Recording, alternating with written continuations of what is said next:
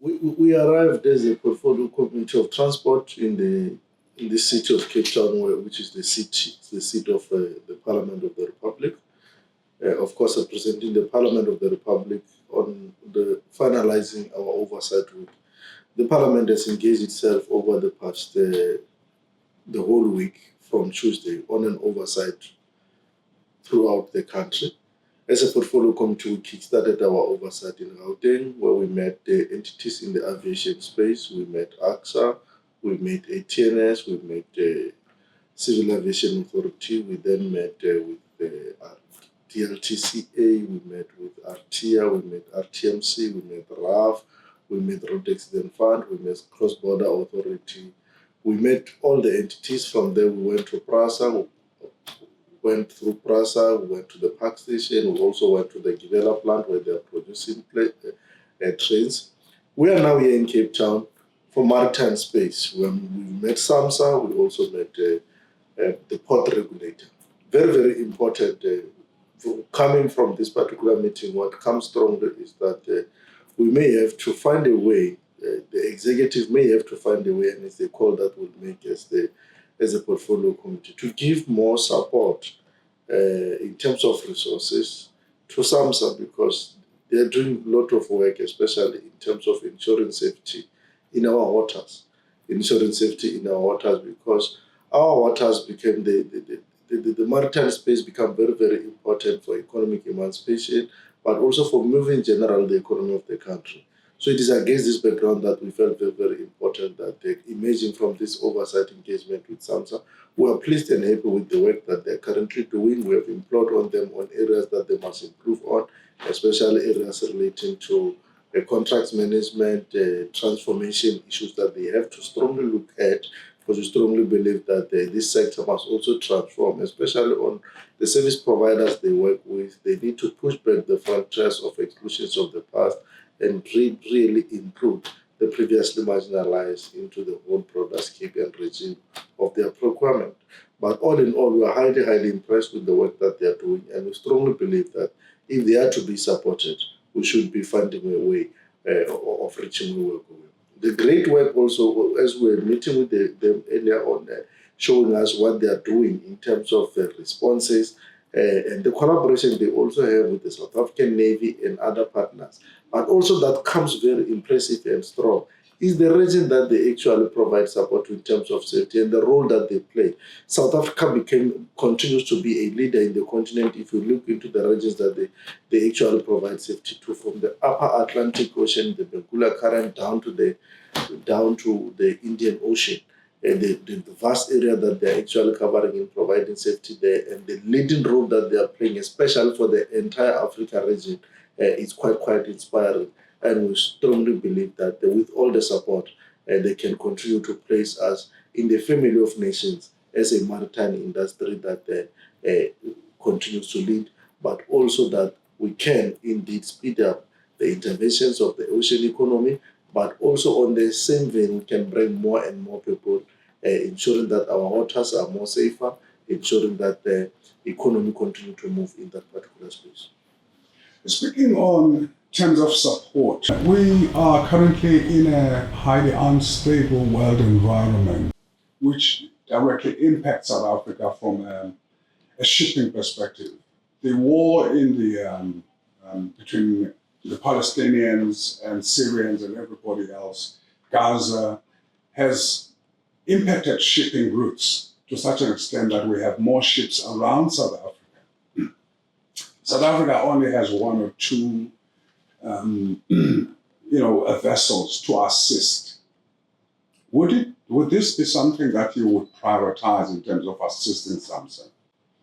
Look, the Red Sea crisis has obviously resulted in the challenge of the redirection of traffic to our shores. It's an opportunity on its own, but it's also presented challenges. It's an opportunity because it tells us a story of how our shores remain safe, but how we can benefit. We need to take advantage of opportunity of how we can then benefit from this particular traffic.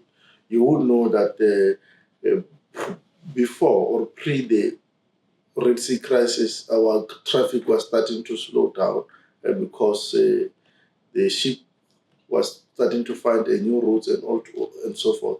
But now with this particular crisis that the traffic is high, we really need to take advantage of that and see how do we benefit as a country and as a people from that particular challenge and take opportunity. But the challenge also that comes in is, and hence I earlier spoke about the need to ensure that we have more and more resources. We currently have only one vessel, the rescue vessel Umkuseli, and then we need to beef up Umkuseli, not only in terms of the vessels, but it's also emerged the issue of the helicopter support from the atmosphere that needs to support the rescue support helicopter. We need one or two or three, and that is why I'm saying the department will have to come on board, working, of course, in collaboration with other stakeholders, to see that because this particular crisis may persist longer and this traffic may continue to be there, let's create a safer environment, safer waters, safer shores, to the extent that whether crisis or no crisis, people can still, the users, the commuters in the waters, the shippers, can continue to see that it is safer to use the South African waters to wherever they are going in the world because of the rescue support that they can always rely on should anything happen beneath our waters. So that's our take, and I strongly believe that it is something within the terrain of us that we can be able to resolve. We shouldn't be worried much about it. From an economic perspective, looking at the ocean's economy, one of the things to come up very recently was the issue of bunkering, offshore bunkering. Somehow, due to a whole range of reasons, it has taken a nosedive, and it seems to be taking its own time coming back and taking advantage of now the increasing traffic. Would this be an area of interest to the portfolio committee on transport? And if it is, how best can you contribute in ensuring that we revive offshore bunkering and we allow it to thrive? Look, it is not only the offshore bunkering, it is the broader spectrum of the ocean economy, of what needs to be done. We have said that as the portfolio committee to the department and to the NTT, both the management and the board, that go and do your own assessment in terms, one, of how are you going to take advantage of the current existing situation to improve on economic imperatives in our waters, but also taking advantage of that. How do we then, from legislative point of view, as a portfolio committee, assist you? What are those things that you think we need to do to unlock that? How do you then ensure that the very bunkering you're speaking about start to come to rise again from where it would have been in the past, because we have been doing very well and at a particular time we've taken a nosedive. How do we then take advantage in the space to ensure that we keep the necessary support from the legislative point of view, from whatever way, whether through budget appropriations that comes through us in Parliament as they go to the executive? We need to be what type of clarion call in terms of support that we need to be making as a portfolio. So, final question. I know that this has been raised, but this is just to get your perspective on the matter as the portfolio committee. For a while now, the approval of tariffs for SAMSA has been problematic from a funding perspective because it would take almost forever to happen. And I know I'm being ridiculous when I say forever, but it will take longer than it should. Is this something that you would want to make an intervention on, just to ensure that tariffs that are proposed are approved on time? Look, the issue of tariff, and I think the whole week, wherever we've been going, RTMC, almost everyone continues to complain that when they make a call to the authorities in terms of increasing tariffs, it always delays. We give an example that with the RTMC, that at a particular time it took them almost 6-7 years to increase the tariff.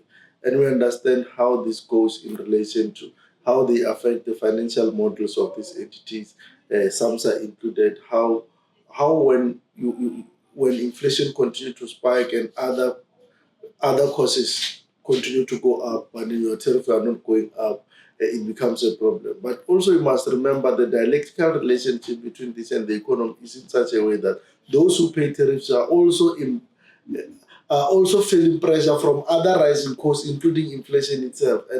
And remember, the role of these entities in the main is to also support that economic growth.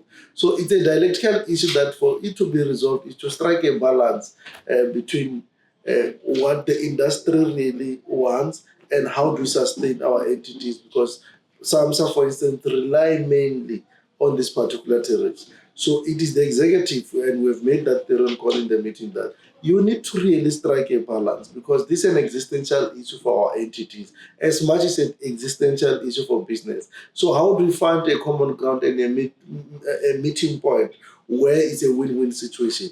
At all material times in what we do, in what our entities do, must always strive for a balance between the desire and the possible, between what the industry want and what they want, and for their survivors. The two cannot be mutually exclusive. They are actually mutually inclusive.